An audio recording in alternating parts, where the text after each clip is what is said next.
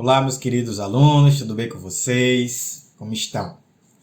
Então, o tema de hoje, eu estou trazendo um caso clínico relacionado à radioterapia, uma paciente que passou pelo processo de radioterapia, que foi um tema pedido, né? Carinhosamente, estou tentando atender as demandas, mas aí foi um tema que mais de uma pessoa pediu para trazer alguma coisa, porque é algo que não é tão comum de acompanhar, né? Da gente ver aí na rotina citológica, e de fato isso é verdade. A menos que você trabalhe à frente de um setor que receba com mais frequência pacientes irradiadas, pacientes que passam pelo acompanhamento fazendo a citologia, de fato não vai ser tão comum não aparecer na rotina. Tá? Então aqui eu trago um caso para a gente trabalhar alguns critérios citomorfológicos e concluir com a formatação do laudo. Tá joia?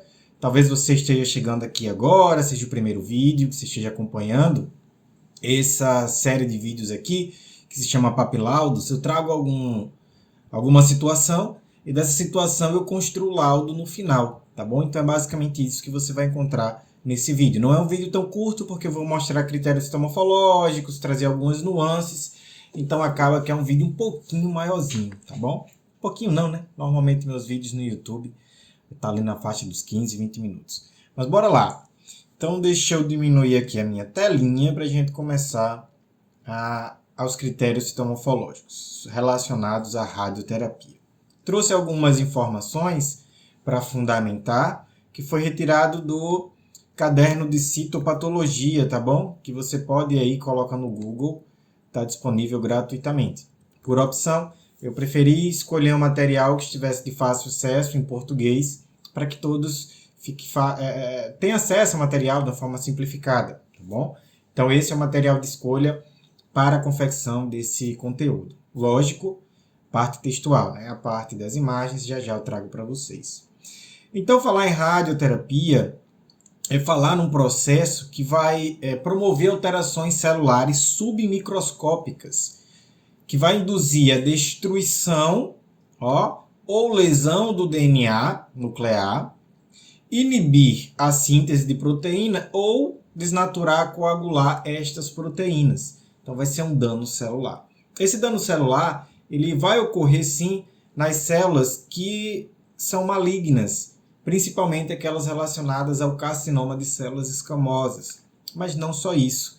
Essas células também vão atingir, ou melhor, essa radiação também vai atingir células normais, tá? E acabam resultando na sua morte ou em alterações nucleares e citoplasmáticas que podem permanecer durante longos anos e às vezes pela vida toda. Então, com isso, já é uma informação bastante relevante. Você pode encontrar uma paciente que passou pelo processo de radioterapia e que longos anos se passaram e as alterações celulares reativas continuam ali. E isso é importante para que você tenha a base, os fundamentos dessas alterações, para que você não se confunda e acabe laudando, por exemplo, um carcinoma sem ser, ou que você olhe os achados e pode até achar que tudo aquilo ali é uma alteração reativa e pode ter algo neoplásico ali escondido no meio daquelas células. A gente vai trazer algumas dicas no decorrer do vídeo, tá bom? Olha só, aí vamos supor que a paciente passou pelo processo da radioterapia, porém ela não tem alterações reativas na lâmina dela, né? E isso pode indicar geralmente uma resposta insatisfatória ao tratamento, podendo representar um sinal de mau prognóstico para essa paciente. Então a citologia ela vai conseguir responder isso aqui. E você vai citar no laudo caso vem escrito lá as informações clínicas que a paciente passou recentemente, ou em alguns meses, enfim, pelo processo da radioterapia, e a lâmina dela não tem sinal algum de alteração reativa consistente com esse processo.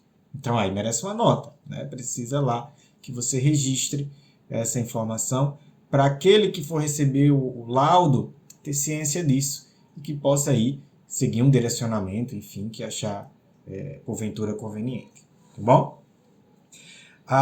Durante o processo de radiação, há uma subdivisão que se chama de um período de fase aguda e um período de fase crônica. Sobre a fase crônica, são alterações que persistem 6 meses depois da exposição à irradiação. O esfregaço apresenta o padrão atrófico, desaparecendo geralmente a inflamação e as células de reparo, as células de reparação. Então, até 6 meses, nós estamos falando de uma fase aguda. Após 6 meses, segundo a literatura, nós estaríamos diante de uma fase crônica. Ele traz a informação aqui que na fase crônica vai acabar desaparecendo o processo inflamatório e as células de reparo acabam sendo menos presentes. Mas você pode encontrar, tá? Não toma isso como regra absoluta. Isso aqui é de forma geral.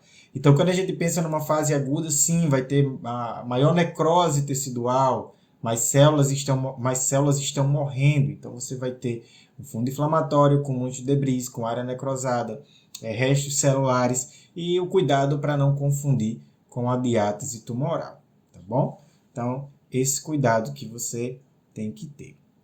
Outro ponto é que também se for um tratamento recente, que a gente vamos datar aí até 8 semanas, né?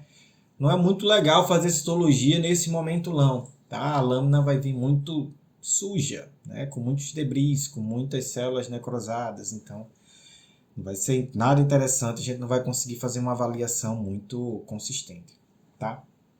Alguns critérios citomorfológicos, subdivididos em alterações nucleares e alterações citoplasmáticas e alguns adicionais que eu falo já.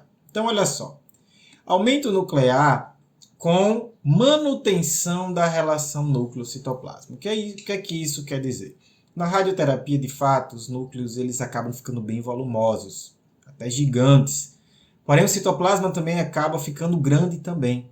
Então, a relação núcleo-citoplasma, ela meio que fica semelhante ao que seria de uma célula sem essas alterações reativas, tá bom? Então, não é algo tão expressivo, tá? É isso que essa manutenção, o termo manutenção quer dizer. Cromatina finamente granular, isso é importante. E muitas vezes ela está borrada, você não consegue ver os grãozinhos, tá? Você não consegue. Normocromasia ou hipercromasia. Complica um pouco, né, quando a gente pensa em hipercromasia, porque pensar em hipercromasia é pensar em alguma alteração pré-neoplásica ou seja neoplásica. Mas não podemos perder de vista que alterações reativas podem acabar acontecendo, fazendo que haja maior fixação da hematoxilina, gerando essa hipercromasia. Então fica de olho, tá, que isso pode acontecer. Bi e multinucleações é bem comum, tá, aparecer. Vacúolos intranucleares, um sinal muito forte de um processo degenerativo. Está formando vacúolos dentro do núcleo, né? E aqui, sinais de necrose celular, cariorrex e cariopicnose. Joia? Agora vamos a algumas alterações citoplasmáticas. O aumento citoplasmático, e aí existem termos, vai chamar macrocitose, citomegalia, enfim, como preferir. As células ficam grandes e aí compensa também o aumento nuclear, tá? Coloração bifásica, anfofilia, policromasia. Além do que você pode encontrar não só o bifásico, você pode também encontrar uma pseudo-eosinofilia, né? Aquela célula expectativa que ela fosse basofílica, azulada, e ela acaba ficando rosa, né? Com pseudo-eosinofilia, tá? Então pode ter essa variação de cor também. Formas bizarras com prolongamentos, aqui já vai complicando, são células caudadas, com formas bizarras, distintas, diferentes, que fogem ao padrão comum das células. As células tendem a ser redondinhas, as imaturas, e as células maduras poligonais. Mas aqui não, você começa a encontrar uma infinidade de formas, e isso assusta, né? Canibalismo e canibalismo, entre parênteses, fagocitose. Outras literaturas vão trazer como leucofagocitose, engolfamento, hiperipolese, tá? São termos também que são utilizados.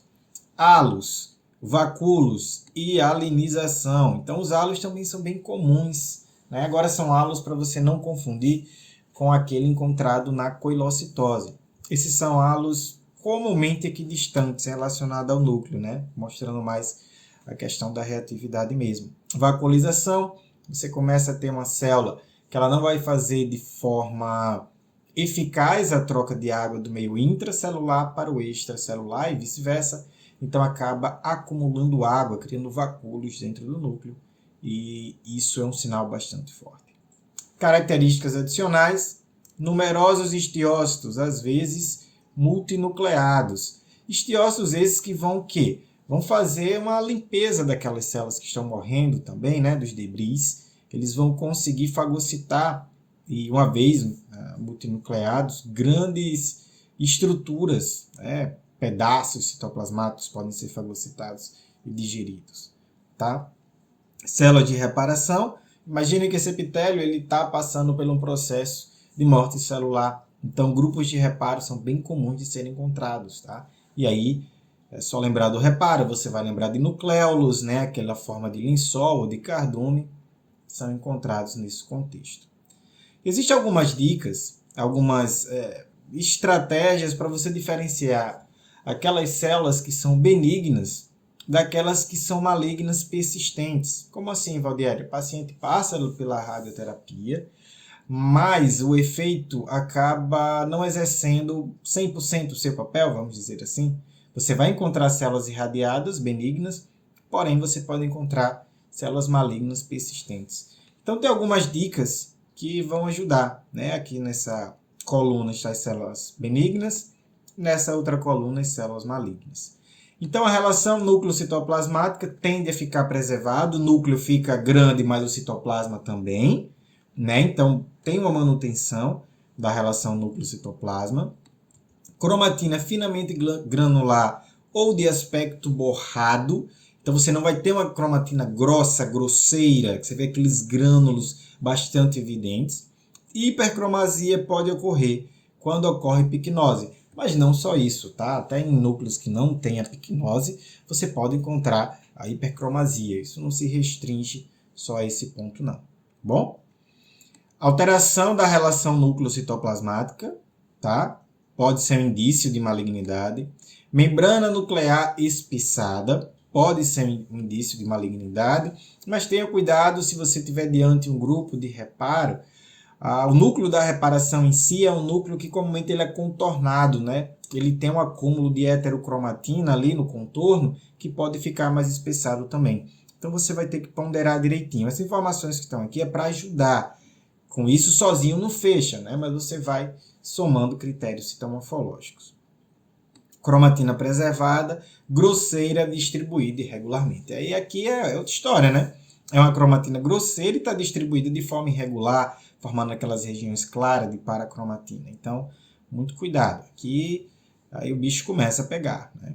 Existe um comentário bem comum que eu escuto quando falo desse tema, às vezes a gente entre aspas, se encanta com as células bastante pleomórficas, grandes, gigantes, e a gente esquece de olhar para as pequenininhas ali, que é aquelas células de HCl, por exemplo, que você já viu com uma certa frequência.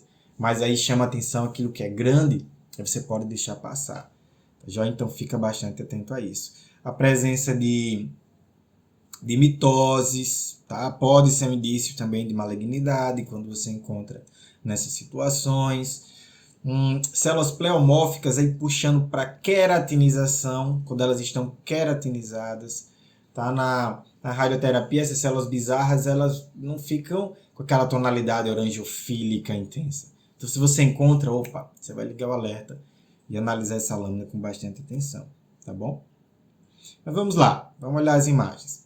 Esse aqui é um caso clínico cedido pelo colega André Zatar, né? E eu vou trazer aqui, mostrar os achados para vocês, para que vocês possam acompanhar. Tá? Então temos hemácias, temos leucócitos e temos aqui um fundo bastante granuloso, né? Mostrando que existem debris celulares, restos necróticos, ou então fundo proteináceo, como você preferir chamar. Joia? Temos aqui uma célula, lembra que eu falei das formas diferentes? Olha como é essa célula aqui, Ela está dobrada, né, nesse ponto aqui, tá? Então ela começa a ter formas diferentes, células alongadas, tá? Tem essa alongada aqui, tem essa alongada aqui, tem aqui também. Multinucleações, vamos ver, eu tenho uma binucleação aqui, me parece que aqui embaixo, deixa eu tirar as outras setas para não confundir. Me parece que aqui são 3 núcleos, tem binucleação aqui, tá? Então, vai que a gente começa a achar os critérios citomorfológicos. Nesse grupo de células, parece que o centro está puxando para o rosinha, então temos uma anfofilia, temos regiões que estão mais azuladas e outras puxando para o rosa, como essa aqui, ó. Já está começando a puxar para o rosa, né? Vamos avançar. Sim, então aqui, né, eu já falei até no início, nós vamos utilizar o papilaudos para formatar o laudo no final desse papo, tá? Então, o papilaudos é um presente que eu dei aos meus alunos da comunidade de Histologia Descomplicada para que eles tenham um software, não é um software, né, um programa de laudos em que facilite bastante sua vida, ganhando tempo, e é um diferencial. Sem sombra de dúvida, ao longo já desses meses se mostrou um diferencial em que alunos conseguiram outros negócios, outros clientes, pela facilidade, por ter uma ferramenta. Isso é muito legal. Então, o objetivo está sendo conquistado, né? Olha só, a célula alongada, mais alongada ainda, como vocês podem perceber. Porém, o núcleo é um núcleo que não apresenta critérios que sinalizam aí uma recidiva, que sinaliza aí malignidade. Nós temos cromatina fina, né? Bem distribuída, você não tem uma irregularidade de contorno, você tem o quê? A forma da célula que é mais alongada, mas isso já meio que é uma expectativa, né? Esse grupo de células aqui, que ficou um pouco fora do foco, ela está com pseudo-eosinofilia. Percebam como, de fato, o fundo da lâmina é um fundo com bastante debris. Ó. Preste atenção onde eu estou marcando aqui. Nessa região, essas células que estão aqui, ó, elas estavam ocupando esse espaço. Quando fixou, provavelmente ela contraiu. Quando ela contraiu, gerou esse espaço em branco aqui, né? Ó. Esse espaço em branco aqui, tá? Então perceba que o entorno está com muito debris celular, está com muito material necrosado, tá? Mas não vai confundir isso com diátese tumoral não, tá? Porque a diátese tumoral, de fato, é um critério bastante relevante quando a gente pensa em invasão. Aqui temos um núcleo bem grande, ó, talvez até 2, né? Talvez seja um aqui, ou 3 e outro aqui. Ou seja, um grande assim. Faz um tempo que eu fotografei, eu não me recordo se era um único núcleo. Mas perceba que ele é bastante volumoso no contexto. A leucofagocitose, ó, né? Bastante evidente no citoplasma. Esse aqui sim, ó, tem multinucleação, mais evidente. Aqui tem uma binucleação, tá? Olha essa célulazinha aqui, como pode confundir, a gente pensar que ela é uma célula gininiforme maligna, mas não, o núcleo é um núcleo bastante coerente com benignidade. Ele não tem a cromatina grossa, né? O formato da célula em si indica. Isso é a parte difícil. Mas o núcleo, quando a gente faz um estudo sobre ele, mais específico, você vê que ele tem um padrão benigno. Olha a quantidade de material proteináceo aqui, ó, né? Granular, hemácias, leucócitos. Essa célula aqui apresentando uma pseudo-eosinofilia, acho que uma anfofilia, né? Essa região aqui central, nesse cantinho aí está mais azulado, tá? O Acariorrex tem fragmento nuclear aqui, tem fragmento aqui, tem fragmento aqui, tem fragmento aqui, tá? Mais uma vez, olha o fundo da lâmina, vê como é um fundo sujo, tá? Olha aqui, tá vendo? Olha a célula mais alongada, apresentando pseudo-eosinofilia. Olha a binucleação aqui.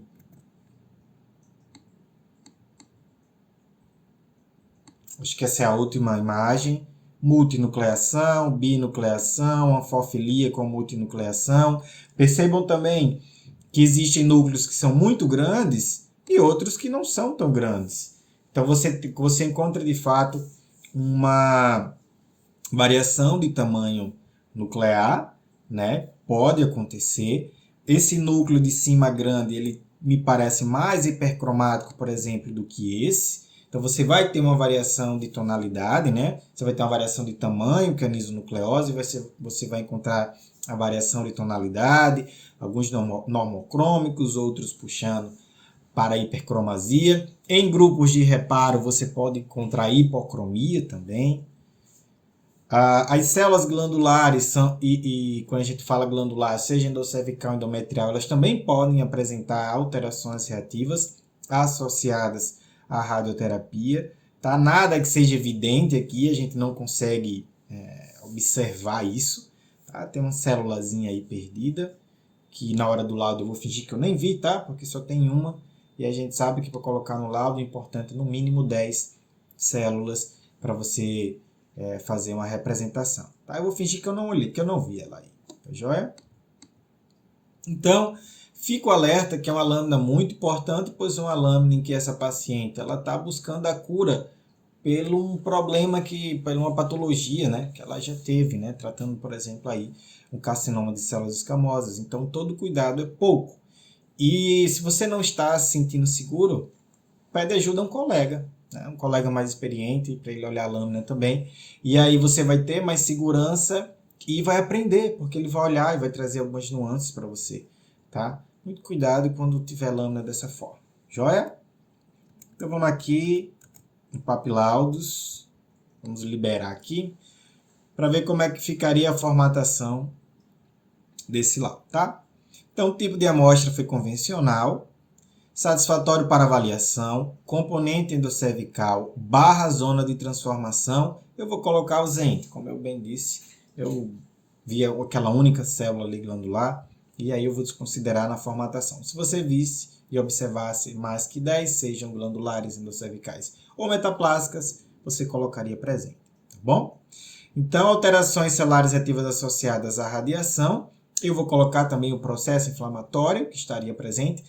É pouquíssimo provável que eu vá liberar uma lâmina de radiação em que eu não coloque inflamação também. Né? A inflamação é tão presente nessa situação, então eu acabo colocando os dois, tá bom? Organismos, eu não vi nada representativo, né?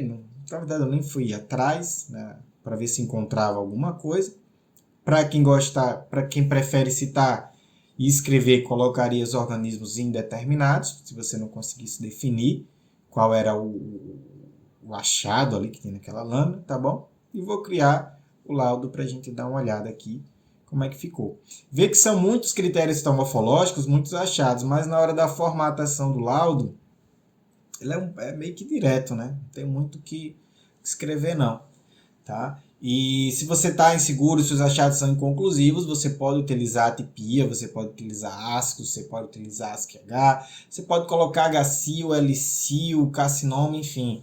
Não é porque tenha os achados de radioterapia que não pode ter outros concomitantes. Você poderia ter contra cândida aí, tá? Você poderia ter outros achados, joia? Mas aqui nesse caso, foi assim que eu concluí. Tá bom? Material analisado cervical, tipo de amostra convencional, né? Como eu listei para vocês. Vou pular aqui, ó, achados não neoplásicos, alterações celulares reativas associadas à radiação, inflamação, negativo para lesão intraepitelial ou malignidade na amostra analisada. Tá joia? Era basicamente isso. Eu espero que ajude você de alguma forma. Se você gostou, deixe um comentário, curte, compartilha aí nos teus grupos relacionados à citologia, ensino, que alguma coisa positiva você vai conseguir tirar disso aqui, tá bom? Agradeço a sua atenção e a gente se vê no próximo vídeo. Tchau, tchau.